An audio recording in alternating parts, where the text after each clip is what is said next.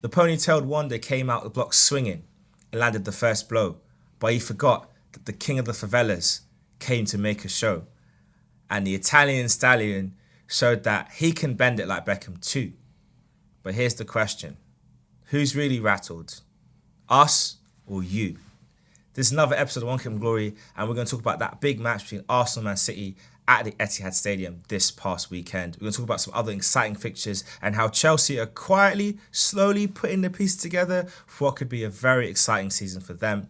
Hopefully, finally, Markus did say it, hiring board is the way to go, and maybe Chelsea Liverpool might have struck gold in their two managers. But we're going to talk about that a bit more shortly. I'm joined as always with Craig and Matthew. Right. So we're going to start off with a game at the London Stadium, West Ham versus Chelsea, a very resounding 3-0 defeat for West Ham. Strong victory for Chelsea. Resident Chelsea fan, Matthew, how are you feeling this week? I'm feeling good. I was wary of this fixture. We went there last year after a good performance in the first couple of games, and we got there and we got humbled real quick. But this time we took advantage. We got more of a sense of it seems like we found a structure despite such a big squad. It seems like we found a structure real quick, and especially after a hard game against Bournemouth the previous weekend, it was especially good to kind of wrap it up nice and tight. And I think he's making use of the players that he's got, and most importantly, they're fitting in nice and well. That's the second time Jadon Sancho is now slotted in really nice and well, getting in the thick of the goals, getting us. That's another assist now, another great performance. Nicholas Jackson, remember him to stay offside and making use of that lovely bit of space on the left-hand side. West Ham did not know what to do when he was there. Like, just a great couple of goals. Cole Palmer getting in there as well. Caicedo, I said about this guy Caicedo that towards the end he was finding his feet, and it looks like now he's really kind of anchoring himself in what could be a very difficult midfield to beat and a very good midfield to kind of play in. As long as we keep this run up for the next few games, climb our way up the table, because I think we're only 3 points off from the top teams so far. You can argue that there are harder games to come. The first game was a really hard one. We're going to have harder to come. But if we can do what we're doing right now, it's another clean sheet. There could be something in store for us. So climbing up the table, progressing in the cups, in the Conference League. It pays to have two squads, well, technically even four squads going along for each competition. It shows a kind of it shows an intent. So no, I'm very, very happy with the result and the performance, which was something that was wanting from last year. We were getting one or the other, whereas in this case, we got both. Well, that is the big thing, is those performances and getting the results that you need. I guess for you, Craig, when you look at that match, what are you excited by what Maresca is, seeming to get out of the team? It's getting the team is clicking now. It's getting the players the way he wants to play, the formation, the system's working. Everyone's buying into the system, buying into the team, his tactics and everything. So he's doing a good job. Yeah, I think that's important because, again, we've seen a lot of transition and turmoil at Chelsea. I think you've gone through too many managers for a club of your size. I mean, I know in the past, Roman was very good at kind of moving people in and out, moving things on, but this just feels very fractious. I think for you, Matthew, are you very happy with the look of how this is and how the pieces are all kind of fitting now together? I think with Enzo, he's a bit more stern than what Pochettino was. He was letting them Bowley into the dressing room and addressing the guys and that. And that's a very key thing. You don't hear much from the backboard business now. We're sticking strictly to the football. Whereas last year, the board and the football was very. You heard one more than the other, which is never really a good thing. Now it seems at the moment. That all what we did is kind of making sense, and how the players that we've gotten rid of, the players we've loaned out, they're not necessarily part of his picture that he wants. So it's a good thing that now we're focusing on the football. We actually are playing some really good stuff. Sanchez seems to be coming in his own as number one keeper. The defence seems to be, solidifying itself very slowly. That midfield, which was one of the key positions over the past few years, has been a real controversy, seeing as we just got rid of them all seemingly at once. And now even going forward, granted, we don't have an out-and-out striker, but we've got a lot of attacking players that like to score. So if we keep now, like I said, if we keep this up, there could be something really good for this young group of players. I'd love to go ahead and win the Conference League. For such a young group, it'll mean a lot, and it seems to be one of the favourites to win. So we really need to go and push on for this. Yeah, it's definitely showing promising signs for Chelsea going forward, and we'll see what you're able to do. Obviously, for West Ham, it's a bitterly disappointing defeat, and it kind of, I guess there's always been a lot of talk about be careful what you wish for, and the start in the Lopetegui, it's been a bit kind of a mixed bag. But do you think things will stabilise for West Ham, Craig, or do you feel like this is the beginning of a rough period for them under their new manager? Well, he's really struggled. West Ham's really struggled this season, and I thought it would be a good transition over from David Moyes. But sometimes in football, you get rid of a manager that won the Europa Conference League 2 seasons before, and then you bring in a new manager in because you felt like to move him on. Then now, he's struggling. He struggled at Wolves, and now he's struggling at West Ham. So, yeah. Yeah, it's definitely been a struggle. But we'll see what West Ham can do in their next game. Before we move on from Chelsea, just one final thing. Obviously, I feel like Nicholas Jackson, his 3-goal contributions in the match, 2 goals and 1 assist. I think he's doing a good job of silencing the critic, Mikel. Slowly but surely, he's starting to purr into gear. Mm-hmm. Do you think he's on track now to get that 20 that we talked about? It's 5 games? Yep. And he's got 3 so far. I think he's got at least 3 goals. Yeah, he needs to at least beat the target. He's got 4 in the league. He's got 4. 4 in the league this season. If he keeps this up, he'll probably beat that 20. I'm not saying he will. I probably don't think that he will. I still think he will get very close to that 20 because he got at least 15 last year despite spending most of his time, in opposition car park or whatever. He can push on, and it's like how he said, he kind of reminds us a little bit of Adebayo, a bit bow-legged, a bit raw, but can be moulded into what can be a very effective striker. He's not a natural striker, but he's got the striker attributes, which in the current football climate, you'll take that with a pinch of salt. You can, if he can shoot in front of goal, I'll make you that. So can he reach that 20? If he keeps on the way he's doing now, I think he can. I really do think he can. Well, we're going to have to watch and see. In terms of the rest of the top goal scorers in the Premier League, we've got Erling Haaland leading the way with 10 goals. And, of course, we saw him get that 10th goal, his 100th goal for Man City in the game against Arsenal. Diaz is behind him with 5 goals. Duran, Nicholas Jackson and Brian and Burma all on 4 goals each. That's John Duran. In joint 6, you've got Harvey Barnes, Noni Madikele, Mohamed Salah, Ollie Watkins and Mr. Danny Welbeck all with 3 goals apiece. So that's not bad. That's a very interesting run of lineup of players. Haaland's going to take some stopping, and we'll give Salah time. I'm not giving up on that one yet. Let's move over to the Etihad. A very feisty, fractious game between Man City and Arsenal. I have to say though, like from a neutral's perspective, it was shaping up to be an all-timer. And I still think it was a great game from neutral's perspective. And I think if you'd asked any Arsenal fans pre-match, like, would you take a draw? I thought we could nick it. That was my view. It's just the way the game panned out. I think that's what always kind of affects your perception on it. I guess for you, Craig, what's your thoughts on the result before we get into the detail of it? Well, very, very unlucky not to get a win. Very unlucky. I think the referee should have blown the whistle on the 95th minute when it was time to blow the whistle. He added on an extra 2 more minutes after that. Or 97 minutes, sorry. He added on an extra 2 more minutes and 99 minutes, and they scored in the 96th minute, I think, or 98th minute they scored. 98th minute, yeah. We were at home watching the game, and we're like, hope you hold on. If we won that game, we'd have blown the whole title race wide open, but we weren't able to hold on, so frustrating. But against a good Man City team with 10v11, a point. I'm still disappointed, really and truly. I'll be honest with you. I think like if we could have held on and got the win, it would have been a statement win. So yeah.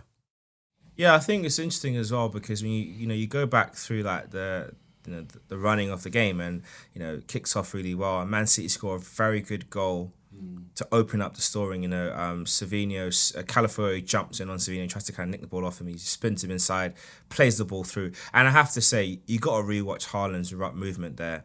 Because he pulls off Gabriel and he kind of waddle runs like a duck, still running forward, but runs sideways just to keep momentum and also keep himself onside. And then from there, the way he accelerates away from Gabriel and Saliba can't even catch him. And these two are not slow defenders.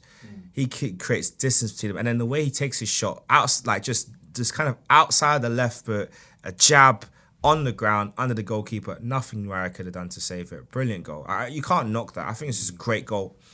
And then comes the equaliser. And now there's been a lot of talk about the controversy about Arsenal's equaliser and people complaining about what Kyle Walker wasn't fully set. The foul was given. Bernardo Silva walks the ball away from the foul spot, which wastes time. Bit of pushing and shoving. Referee calls the players, the two captains, tells everyone to calm down. Walker jogs back to his position, still has time to turn around and be talking to his teammates, and then we get ready to play the ball, and then he realises, and then starts sprinting back. He's already in position. He's not perfectly in position, but he's there, and if he had sprinted back, he would have been fine. He chose to jog, that's his issue. After that, Martinelli, good control, driving towards the box, great awareness to have his head up, which has been a big criticism of Martinelli throughout his whole Arsenal career. He's very much a head-down runner, has his head up, cuts back on his right foot, looks up and rolls the ball perfect way into Calafiori. And the way he struck that ball, and I've seen players hit shots like that where the ball gets pulled back to them and they run onto it like that and they hit it over the bar, they get too much power on it, or they try and blast it in. He just guides that ball with power. And I know we were talking pre-recording and I think there was a suggestion that it was an unexpected goal. I mean, it reminds me a lot of William Saliba's goal against Bournemouth a couple of seasons ago when he did a similar thing. Ball pulled at the edge of the box and he scoops it over the goalkeeper into that same side. The thing with Calafiori is that there was some content on Arsenal.com. They were asking everyone what's there, who they think is going to get goal of the season. And he said in the video, hopefully I will. So I see that goal, I'm like, this guy means business. He's not come here to just be the left back, the centre back, He's come here to start and he's come here to score some wonder goals. But Matthew, when you see a goal like that, scored by a guy on his first start in the Premier League, in a game of this magnitude, what does that tell you about the player? Barkley's man. Barkley's man. And it's good to see we're starting to see in the last few games, the last couple of weeks, that they're taking them chances again where it's like this whole efficiency thing is all well and good, but sometimes you just got to put your foot in it. Sometimes just hit it first time, see what it does. Now, the past 2 weeks, we talked about John Duran's one last week, which was just pure Roberto Carlos-esque kind of thing, like power, swerve, like nothing the keeper could do. This one was a little bit different where there was the power, but if you actually slow it down, you see the ball spinning to the point. No keeper is getting that, by the way. No keeper is getting that. But he hit, when you hit something like that 50 pence sweet spot so well, and just goes woof, woof, woof, woof, and you just watch it go. All you can really do is watch it go. And just that hit, and it's a very hard, that's a hard angle because it's left foot to what is basically the right corner. You don't see very goals often like that. You've half expect him to get on his right and do that, but from his left, that's some technique and some spin. So I'm watching that, I was thinking, damn, that is a goal and a half. So if he's got that in his locker, man, it might be one of those guys, like a number 2 guy, I only score bangers. If he's saying what he's saying, where I like to think I'll be getting goal this season, I'm expecting more from this kid. I really am. And if you look back on his goal collection from his time at his former club, you can see that he's got it in him. He's got these shots in him. So I'm looking forward to see more of what he does. And I mean, look, to do that against Man City of all teams, like, that's no mean feat. He came ready. And obviously I mentioned the man from the favelas, Gabriel. He, again, like, they had a warning earlier in the same half of the set piece, and we did the same routine twice, same ball into the same area for Gabriel to attack it, and Saka put it on a sixpence.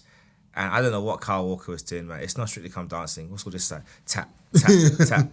Brother, if you wanted this shirt, just ask him for his shirt pre-game. You shouldn't touch the man's shirt for. And yeah, big Gabriel delivered another quality header, another goal for him this season. Craig, how impressed are you with the rock at the back from Brazil? He's solid. best player this season for us, man. He's been very leading by example. He's getting better with age. Consistent. Scored back-to-back goals in 2 games in the two league games. So he's doing a good job. Like, you know, we have to make sure we keep him fit this season and try and sign him up to a new contract eventually. That's going to be the big one. So we'll see what we could do in that front. Can't really get an Arsenal-Man City game without some controversy. And to me, it started off on kickoff with Rodri trying to block off Havertz. Gary Neville was screaming for a red card. We ain't forgotten about you, mate, and your brother, Antonio Reyes. Rest in peace. We ain't forgotten. No. But, yeah, I just thought that was just pathetic. And obviously the news broke that he's going to be out for the season, potentially with an ACL injury, which is a great shame for them. Anyway, yeah. But Trossard's red card, I think... I don't understand why this has become a thing the league want to nitpick on this season.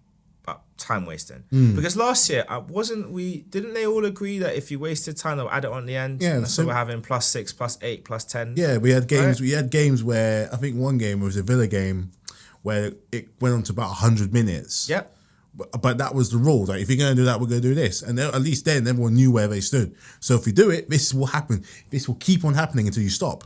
Which to me seems like a fairly simple thing to understand. I agree. And I think that was a good system. It made sense. And it was a good carry on from the World Cup. Very good way of doing things. And now you got this situation where... Now, again, And I know there's been a lot of debate about this, about whether Trossard should have been sent off for the kicking the ball away. Some have argued he was looking to play in Gabriel Martinelli on the break. Some are arguing that the time between when the referee's whistle blew and he kicked the ball was a second or a second and a bit or whatever, and he wouldn't have time to react. There's lots of different positions on it. My thing is this. Again, we've had another game week where we've seen different incidences not refereed the same way. Martinez jumps in on a tackle in the Man United game, 2-foot onto the ball, is onto the ball, and I will say that, nothing given, right? It's a 2-footed jab. He's out of control. If the player for the other team had actually stepped onto the ball, that could have been, or actually, got into the ball first, that could have been a very dangerous situation. Nothing given. Fine. We also saw a Tottenham game. Their goalkeeper Vicario handles the ball outside the box. Yeah. It's given as a yellow because apparently it's not interfering with a clear goal opportunity, all that kind of stuff. Okay, fine. Doku in the same match, free kick's given. The referee is saying the ball should be taken further back. Fine. Where Doku kicks the ball, Declan Rice is standing where the free kick gets taken from. Doku kicks the ball past Declan Rice to the extent where Timber has to pass the ball to Rice to restart the game. Is that not time wasting? Right? Because it is or isn't it? Now you can argue he's turning the ball back. If that's returning the ball back, then Doku's a crap passer because he's missed Rice and he's got the ball close to Timber. He's he's not even near him. He's passed nowhere near him, right? So there's that. Now he could I know you don't necessarily want to give the ball to opposition. He could have passed the ball closer to him, not all the way past him. Or pass into space. Trossard's one, not even the benefit of the doubt. We're just for half time. Now, Trossard should not have done that. It's stupid. Now, again, like I said, people are arguing that he was looking for a pass to Martinelli. The way he kicked that ball, I don't see it that way. I think he booted that ball away to clear it. I don't see it as because that ball was kicked too high and too hard to be a pass to Martinelli. Because there was a pass on. He could have hit it like a little side footer, a little daisy cutter, maybe. Yeah. That was a boot away. I've played football. That was not a pass. That's not a pass, right? So there's that. But where has the common sense of referees gone? Why can't Michael Oliver say to Trossard, look, Leo, mate, it's almost half time. Calm down. Yeah, this is calm down. Like, do that again and you're off. Why can't you do that? Not just a straight. There's been so many games that referee is, and I know you don't. He's not your. You don't like the other guy. Anthony Taylor's yours. Who got dropped, by the way. Yeah. There's been too many games over the last few seasons that Mike Oliver's been involved in, but there's been a controversial decision which has benefited Man City. Too many. Now, I'm not saying the guy is corrupt and he's been paid off, although he was paid to referee in Saudi in in Dubai. Dubai, yeah. I'm not saying that this guy is the dodgy, corrupt, whatever. What I am saying is that I don't think he's refereeing their games with integrity anymore because you're making too many mistakes that are benefiting Man City. Too many. Now, this one, it's been 2 game weeks in a row Arsenal have got a red card. Oh, not 2 games in the league so far. Second yellow card, right? Because we had a game in between. We had the Tottenham game between. So it was the Brighton Tottenham game, then we had this one. So for me, I feel like one, Arsenal players should be smarter because you can kind of tell that we ain't gonna get away with these kind of little things. To be smarter, but secondly, most importantly, like another one. In the space of 3 games, and it's not, and I'm not seeing any other game. I mean, I know Dallo got a dumb one when he got 2 yellow cards for dissent in last season, which I thought was ridiculous. I'm not seeing this universally applied. I'm not seeing other players get yellow card, kicking the ball away. There was a ball kicked away in the Brighton game. Yeah, nothing doing. Even this past weekend, nothing doing. So it's just too much. All we want is some consistency. And if you're not going to be consistent, then rip it all up and start all over again. Because PGMO, we all are tired of this. It's not even about my team anymore. It's like just in general, it's just not good. What's your take on it, Matthew? Yeah, just have some kind of clarity in what you're doing. It seems every year it's a new thing. First it was VAR, then it was this, and now the big problem now is having the whole time wasting thing. Where, granted, the game's going for too long. It's a bit of a mick take, but at least, like I said before, they know where they stand when they're doing it. Whereas this whole kicking, this whole ball descent thing, I kind of think there has to be a little bit of like you said, a bit of a rule on discretion. Whereas, like, look. I mean, after all, it's not one of the worst offences that you can do when playing football. It's annoying, and you can look at it as being a touch disrespectful, but it's not a thing where you go straight away. It's not like where it's a violent conduct, a 2-foot tackle, or a clear, denying of a goal scoring opportunity. That's different. They're straights. That's different. This, I think, could be like you give them a little bit of a benefit of a doubt. It kind of reminds me in a way of, and the whole game kind of reminded me of the whole F1 season 2021, where they had something going good in that whole game, encapsulated the whole in one game. Everyone's being entertained. Just think I think the occasion took over a little bit, and he was like, you know what, let's make this game fun. Arsenal's a goal up, they're going to be a man down. And then the same thing could argue happened at the other end, where, the whole time thing. But I don't know whether they're trying to make entertainment for entertainment's sake, but for the detriment of the game. And let's be real, this could have been, if this was the other way around, it'll probably be the same thing. Because this is not just an Arsenal thing, this is the Premier League thing. Everyone's been done over or screwed over at some point, but it can't be a fake. I mean, what's it going to be? What's it going to be next year? Corners? That's the thing. Free kicks? Well, they've already changed the rules on corners anyway. That's why you can't really interfere with the goalkeeper. So you have to get a bit more tactical and clever how you do it. But I don't really understand this. I don't get why this is the fixation. It's a nothing thing, and yet they're treating it like it's a life or death. So I don't really get it, and I do feel like it's getting in the way of the integrity of this sport and of the league, because it's gonna I just don't want it to get to a point where a situation like this comes in a game where a player gets 2 yellow cards, and like say for example Everton are let's say in like 3 game weeks time, Everton have a match and they get 2 yellow cards and they lose that match, and that loss costs Sean Dyche's job, even though in the previous games they were starting to get a resurgence. And I use them as an example because they've just they've got a new buyer, the Friedkind group have agreed to buy them, so they might want to make some changes. So I say all of that because it's like that could cost him his job if it doesn't work out. And then what do we say? Then do not get apologies? Look at how many decisions against Wolves. Yeah. Gary O'Neill last year, I mean, they got robbed blind. Big time. By VAR, blind. So they got to do better because it's not right. Because it's the smaller clubs that get in the brunt.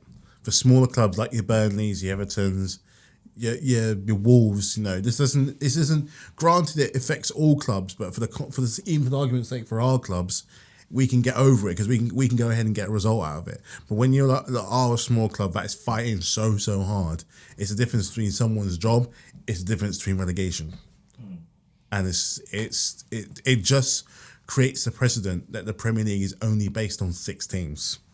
That's true. But anyway, I gotta give credit where credit's due. John Stones, he's inevitable. The guy, no, but if you look back through their title-winning seasons, he always costs up with a crucial goal. He just is that guy. And if you think about the game against Liverpool many years ago, when he cleared it off the line and Salah was stealing in, it was just about to cross the line, and he's that guy. And if they'd lost that game at that time, Liverpool might have gone on to win the title, and then all this talk about 4p, 5p wouldn't have been a thing. So yeah, I gotta give it to him. I mean, I hate the fact that you can see the goal in that manner. We switched off a little bit on the corner, but I gotta give them credit. It's a great goal. A great way to equalise. But I have to say, though, the way they were celebrating at full time, bro, are you not embarrassed? Are they not embarrassed? That's just Craig, they should be embarrassed, shouldn't they? 100%. Oh, a big team, and they're acting like they won the league. And they have a go at us for how we celebrate our goals. Man City, man. And even the comments I've been seeing from their players, like Bernardo Silva coming out saying that Arsenal didn't want to come to win. They preferred playing Liverpool. I'm like, Liverpool fans taking that as a compliment. Bro, I think that's just an insult to you guys because they know. Like, okay, Liverpool Man City games, yeah, I think they are more entertaining and have been more entertaining over the years. But this is a tactical chess match. And I have to say, for the first half of this match, I think we went at them in a very attacking manner. We went in for the win. And it's just unfortunate that the referee decided to make us have the star for once. Michael Oliver, ain't about you. Ain't about you. Michael Massey. You ham sandwich, ain't about you. Innit? Mike Dean, Mike Oliver, Michael Massey. Where's Mike Myers to clean this up, bro? Sorry, dude. But yeah, no, I just think it's nuts. And I don't know where we go from here. But to wrap things up, I do want to talk about Fulham as our last game to look at for this weekend. 3-1 win at home. I think that's the prediction you didn't see coming. No. And I said Smith Rowe's proved me wrong right now. He's having a whale of a time. I know. Your hot take on Smith Rowe was mad. I mean, it's early days. So, you know, we'll hold the jury to the end of the season because things can swing and roundabouts. But so far, he's doing the job, man. He's loving it. Yeah, he looks like a big fish in a medium-sized pond and is balling out. So I don't want to say in a small pond because I got respect for Fulham. Like they're a good team. They've gotten to European finals. They know what they're doing. They're good, man. They're cooking something nice down there. And they got a good manager too. They got a good manager. And I also like the fact that Raul Jimenez has actually found his goal-scoring touch. Yeah. Because I was a bit worried about Rodrigo Muniz, who's not been as prolific this time around. But Jimenez being back on song, Adama Traore as a ball-carrying midfielder. Who would have seen that? Genius. Who would have seen that? That Alex Iwobi off the left wing. Smith Rowe just buzzing around in between. Then Nelson off the bench. Barkley's man. Fulham they've got something, you know. Anthony Robertson, left back, he will be at a top 6 club and then come next season. It's a good shout, right, man. Fulham might end up pushing to be 7-8, hopefully. I see him at a top 6 club. Barkley's man are back. In fact, let me go one step Barkley's man further. are back. I think Chelsea should buy him next season. Get the checkbook, Todd, man. Get your checkbook out, man. Because, you know, you can kind of move on Chilwell and how Cucurella has rotated. I think he'll be a starting left back for you next season. Chilly Willy, man. Gotta go. I think so. But a very good game for them. Like I said, Smith Rowe balling out. Doing what needs to be done. Good game, good goals, good result. You know, there's a few teams in that. There's a few teams now. You've got Fulham, you've got Brighton, you've got who else is another team that can play really well? Villa. I can't not talk about Villa. Bournemouth. Even though Bournemouth lost against Liverpool, you know, Bournemouth lost against Liverpool, but they got something there. Well, there's quite a few teams, man. The Barclays Man Premier League could be coming back. It could be coming back. I hope so. I really do hope so because we kind of need it. We need it a lot. And then just looking at the table really briefly, you know, let's go from the bottom up. So Wolves are bottom on 20th with 1 point. And Everton and Southampton, that's the bottom 3, all of them on 1 point. Ipswich on 3 and 17th. And Crystal Palace 16th. Leicester 15th, both on 3 points. West Ham on 4 points in 14th. And Bournemouth, Brentford, Man United, sorry. I was getting ahead of myself. That's March. Spoiler alert. Bournemouth, Brentford, Man United. So that's 13, 12, 11. Tottenham in 10th. Fulham in 9th on 8 points. Then Nottingham Forest, Brighton Hove Albion on 9 points each. That's 8 and 7. 6th place, you got Newcastle on 10 points. Chelsea in 5th with 10 points. And that's nice to see for you guys. I mean, it's been a long time since you could say that you were actually in that top half of the table where we can see you.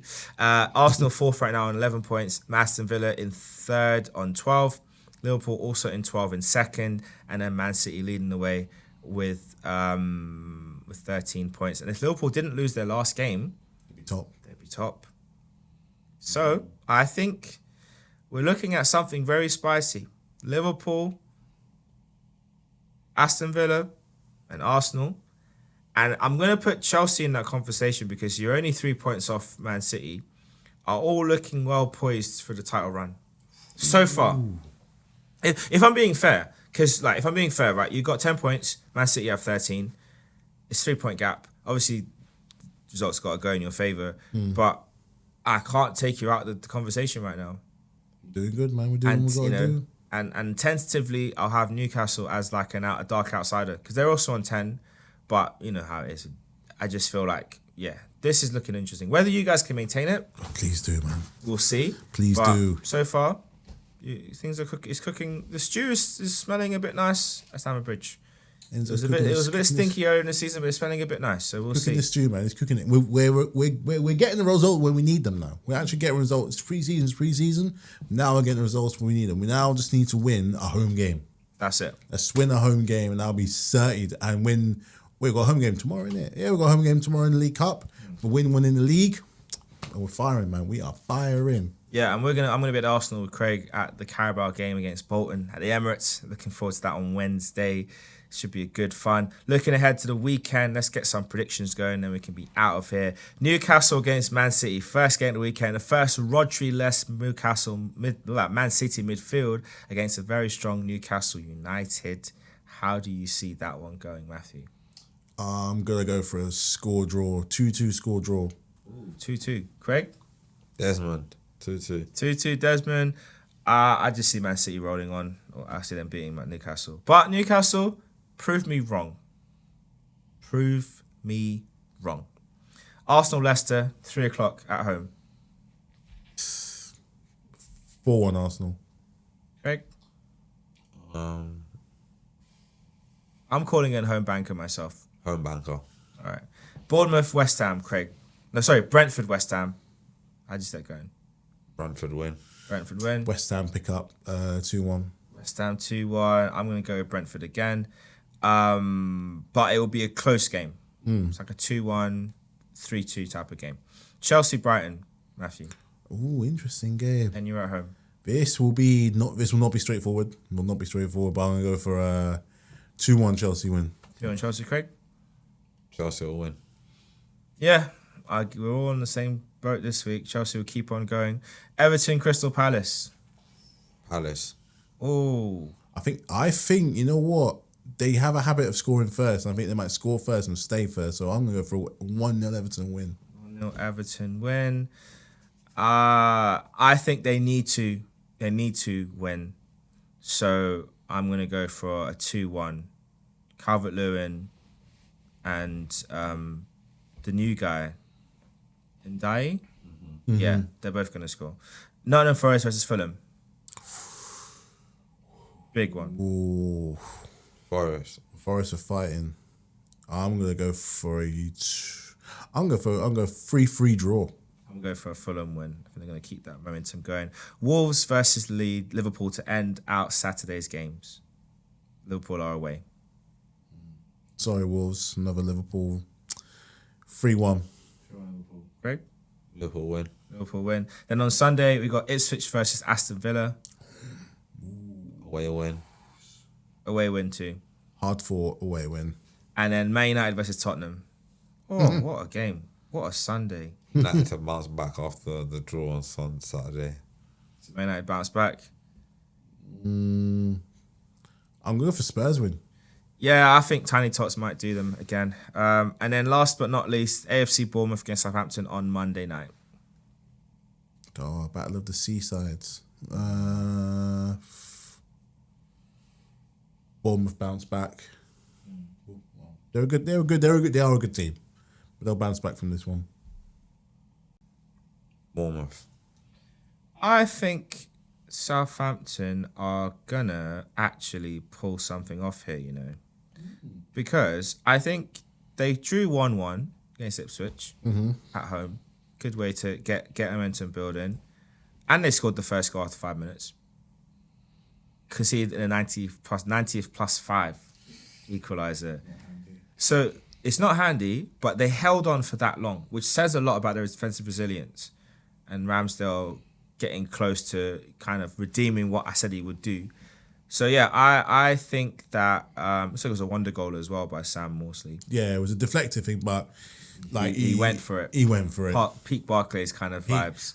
Hoofing the ball, mate. So yeah, I'm gonna call it a Southampton to win against Bournemouth.